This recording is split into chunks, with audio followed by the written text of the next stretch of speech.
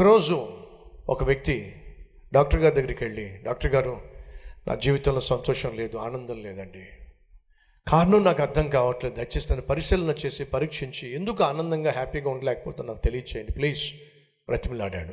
Doctor గారు పరీక్షలు చేసిన తర్వాత నువ్వు బేషుగ్గా హ్యాపీగా ఉండొచ్చు, ఎందుకంటే ఆరోగ్యంలో ఎటువంటి ఇబ్బంది లేదు, ఆరోగ్యం అంతా బాగుంది, మరి నీలో సంతోషం లేకపోవడం ఏమిటి, హ్యాపీగా లేకపోవడం ఏమిటి, ఓ పని చేస్తావా ఏంటో చెప్పండి. దగ్గరలో సర్కస్ ఉంది, ఆ సర్కస్లో గ్రిమాల్డీ అనేటటువంటి ఓ అద్భుతమైన జోకర్ ఉన్నాడు, బఫూన్ ఉన్నాడు. అతడు అందరినీ నవ్వించేస్తాడు. అతను మన పట్టణానికి వచ్చాడు. నవ్వలేకపోతున్నాను, సంతోషించలేకపోతున్నాను, బాధపడుతున్నావు కదా, వెళ్ళి సర్కస్లో కూర్చో, అతడు నిన్ను బహుగా నవ్విస్తాడు, వెళ్ళో అని చెప్పి డాక్టర్ గారు రాసుకుంటున్నాడు. ఎదురుగుండా కూర్చున్న ఆ వ్యక్తి కళ్ళలోంచి కన్నీళ్ళు వస్తున్నాయి. ఏమిటయ్యా, దగ్గరలో సర్కస్ ఉంది, ఆ సర్కస్లో జోకర్ ఉంటాడు, ఆ జోకర్ నిన్ను నవ్విస్తాడు, సర్కస్కి వెళ్ళాయా అని చెప్పండి, ఏడుస్తావేమిటి? అతను అంటున్నాడు, దగ్గరలో సర్కస్ ఉందా డాక్టర్, సర్కస్ ఉందా డాక్టర్? ఉందయ్యా, అక్కడ జోకర్ ఉంటాడా? జోకర్ ఉంటాడయ్యా, అందరినీ నవ్విస్తాడయ్యా. ఆ జోకర్ ఎవరో కాదండి, నేనే. అందరినీ నవ్విస్తాను, నవ్వుతున్నట్టుగా కనిపిస్తాను, కానీ నా లోపట మాత్రం ఎవరికి చెప్పుకోలేని దుఃఖం, ఎవ్వరికీ చెప్పుకోలేని వేదన నన్ను లోపల తిని పడేస్తుంది. వీళ్ళు ఎంతమందికి చార్లీ చాప్లిన్ అనేటటువంటి ఒక హాస్య నటుడు కనీసం పేరన్నా విన్నారా? అతను ఇచ్చిన స్టేట్మెంట్ ఏంటో తెలుసా? చార్లీ చాప్లిన్ అన్న మాట ఏంటో తెలుసా? వర్షం పడుతున్నప్పుడు ఆ వర్షంలో తడుచుకుంటూ నడవాలి అని ఆశపడతాను, వర్షంలో నడుచుకుంటూ వెళ్ళాలి అని ఆశపడతాను. ఎందుకయ్యా అంటే, వర్షంలో నేను నడుచుకుంటూ వెళ్తున్నప్పుడు నా కన్నీళ్ళు ఏ ఒక్కరికి కనిపించవు. చార్లీ చాప్లిన్ ప్రపంచాన్ని నవ్వించిన వాడు అన్నమాట ఏంటో తెలుసా? వర్షం పడితే చాలు, నడుచుకుంటూ వెళ్ళాలి, తడుచుకుంటూ వెళ్ళాలి, ఎందుకంటే అందరినీ నవ్విస్తాను కానీ నా కన్నీళ్ళు ఎవరికి కనిపించవు. ఈరోజు మన మధ్య ఎవరైనా ఉన్నారా? అందరినీ నవ్విస్తున్నాను కానీ నా కన్నీళ్లు మాత్రం ఎవరికి కనిపించడం లేదు. అందరికీ సహాయం చేస్తున్నాను కానీ నా జీవితంలో నిస్సహాయ స్థితిలో ఉన్న విషయం ఎవరికి తెలియదు. పైకి ఆత్మీయంగా కనిపిస్తున్నాను కానీ లోపల ఎంత పాపిష్టి వాడినో ఎవరికి తెలియదు. పైకి పరిశుద్ధంగా కనిపిస్తున్నాను కానీ లోపల ఎటువంటి అపవిత్రమైన జీవితం జీవిస్తున్నానో ఎవరికి తెలియదు. పైకి అన్నీ ఉన్నట్టుగా అందరి ఎదుట నటిస్తున్నాను కానీ లోపట ఏమీ లేకుండా అల్లాడిపోతున్నాను. పైకి నాకు అందరూ ఉన్నారు కానీ వాస్తవంగా లోపల మాత్రం నన్ను అర్థం చేసుకునే వాళ్ళు ఒక్కళ్ళు కూడా లేరు. నయమాను బయటికి పరాక్రమశాలి, గొప్ప అధికారి, కానీ లోపట అపవిత్రమైనటువంటి రోగం కలిగి ఉన్నాడు. అది అతనికి సంతోషం లేకుండా చేసింది, ఆనందం లేకుండా చేసింది. ఈరోజు సహోదరుడా, సహోదరి, మనకున్న ప్రధాన సమస్య ఏమిటి? ఆనందం లేదు, సంతోషం లేదు, సమాధానం లేదు. కారణం చెప్పమంటారా? అపవిత్రత.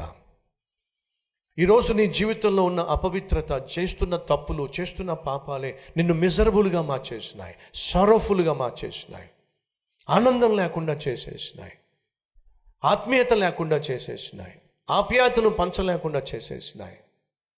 కుష్ఠరోగము ఆనందాన్ని ఆవిరి చేసేసింది, అపవిత్రపరిచింది. పాపం కూడా మనిషిని అపవిత్రపరుస్తుంది, ఆనందము సంతోషం లేకుండా చేస్తుంది. రెండు, ఆ అమ్మేసిన వ్యక్తి ఎవరో కాదండి, ఇతడే స్కూల్ నుంచి నన్ను కిడ్నాప్ చేశాడు, మా అమ్మకు మా నాన్నకు దూరం చేశాడు. ఒరే, నీకంత ద్రోహం చేసిన వాడికి నువ్వెందుకురా సేవలు చేస్తున్నావు?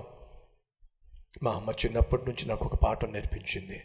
ఏమిటంటే, ప్రభువు చెప్పాడట, శత్రువుని ప్రేమించు, వాడు ఆకలితో ఉంటే అన్నం పెట్టు అని చెప్పి. వీడికంటే గొప్ప శత్రువు నాకు ఎవరున్నారండి జీవితంలో? చచ్చిపోయేటప్పుడు కనీసం దేవుని ప్రేమన్న వాడికి చూపిస్తే వాడు రక్షించబడతాడని క్రీస్తు ప్రేమను క్రియల్లో చూపించే ప్రయత్నం చేస్తున్నానండి. ఒరే, నువ్వే ఇంత ప్రేమ గలవాడివైతే, క్షమ కలిగిన వాడైతే, నువ్వు నమ్మే దేవుడు ఇంకెంత గొప్పోడురా. అలాంటి దేవుడు నాకు కూడా కావాలి. ప్రియ సహోదరి, సహోదరులు, మనం దేవుణ్ణి కలిగి ఉన్నామా? అయితే మన చుట్టూ చాలామంది నయమానులు ఉన్నారు, వాళ్ళని నిర్లక్ష్యం చేయలేము. ఆ చిన్నది దేవుణ్ణి కలిగి ఉంది కాబట్టే శత్రువైన నయమానికి ప్రేమ కలిగిన దేవుణ్ణి పరిచయం చేసింది. ఈరోజు మనందరి మీద ఆ బాధ్యత ఉంది. మొదటిగా యేసయ్యను మన ఇంట్లో ఉన్న వాళ్ళకి పరిచయం చేయాలి, మన బంధువులకు పరిచయం చేయాలి. మన చుట్టూ నశించిపోతున్న దురలవాట్లకు బానిసలై పాడైపోయి సమాజానికి చెడ పురుగులుగా తయారవుతున్న వాళ్ళు చాలామంది ఉన్నారు. వాళ్ళని బాగు చేయగలిగిన యేసయ్యకు పరిచయం చేయాలి. అమ్మా, యజమాని అన్ని ప్రయత్నాలు చేశాడమ్మా, ఒక్కసారి యేసయ్యను ప్రయత్నం చేయమని చెప్పండి అమ్మా. నా యేసయ్య యజమాని బాగు చేస్తాడు. సహోదరుడా, సహోదరి, ఈ ఒక్క మాట నీ స్నేహితులకు, నీ బంధువులకు చెప్తే ఎంత బాగుంటుంది. అన్ని ప్రయత్నాలు చేశావు, ఒక్కసారి యేసయ్యను ప్రయత్నం చేయి, అద్భుతం చూస్తావు. ఈరోజు తీర్మానం తీసుకుంటారా, నా ఇంట్లో ఉన్న వారికి యేసయ్యను పరిచయం చేస్తాను, నా చుట్టూ ఉన్నటువంటి నా బంధువులకు యేసయ్యను పరిచయం చేస్తాను అన్నవారు ఉంటే మీ హస్తాన్ని ప్రభు చూపిస్తారా?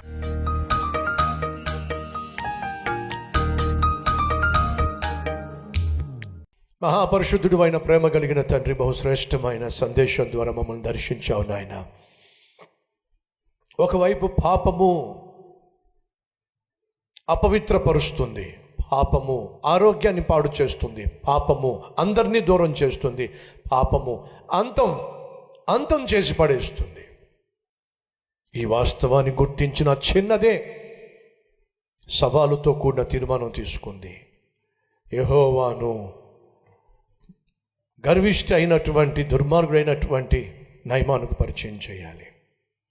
చివరికి తానే గెలిచింది. ఆ బిడ్డ నువ్వే గెలిపించావు అయ్యా. ఈరోజు మా మధ్య ఎవరైనా నయమాను కలిగి ఉన్నటువంటి కుష్ఠము లాంటి పాపము కలిగి ఉండి అపవిత్రంగా జీవిస్తున్నా, ఆరోగ్యాన్ని పాడు చేసుకున్నా, అందరికీ దూరమైన ఎవరైనా ఉన్నట్లయితే ఈరోజు వాళ్ళు పశ్చాత్తాపడుతున్నారు. ప్రభువా, నన్ను క్షమించాయా. ఈ ప్రార్థన చేస్తున్న ప్రతి ఒక్కరిని దర్శించు నాయన. అలాగా చిన్నదే ఆత్మీయ కుటుంబంలో పుట్టి పెరిగింది ప్రతి తల్లి, ప్రతి తండ్రి తమ ఇంటిలో నిన్ను కలిగి ఉండాలి, బిడ్డలను వాక్యానుసారంగా పెంచాలి. వారు ఎక్కడికి వెళ్ళినప్పటికీ నిన్ను కూడా తీసుకుని వెళ్ళే అద్భుతమైన ఆత్మీయ బిడ్డలుగా వారు వర్ధిల్లాలి. అట్టి ఆత్మీయత ప్రతి తల్లికి, తండ్రికి దయచేసి బిడ్డలను ప్రభువా, వాళ్ళు స్కూల్కి వెళ్ళాల్సి వచ్చినా, కాలేజీకి వెళ్ళాల్సి వచ్చినా, ఉద్యోగాలు ఇచ్చే ఇతర దేశాలకు, ఇతర ప్రాంతాలకు వెళ్ళాల్సి వచ్చినా నిన్ను తీసుకుని వెళ్ళగలిగినటువంటి అద్భుతమైన ఆత్మీయతను బిడ్డలకు నేర్పించగలిగిన జీవితం మాకు దయచేయండి. యేసయ్య పేరట వేడుకుంటున్నాం తండ్రి, ఆమెన్.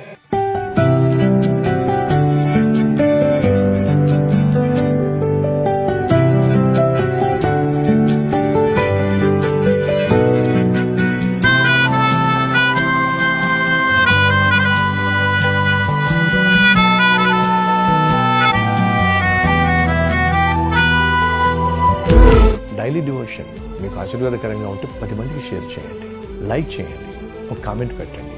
దేవుడు మీకు తోడై ఉండును గాక. షలోమ్.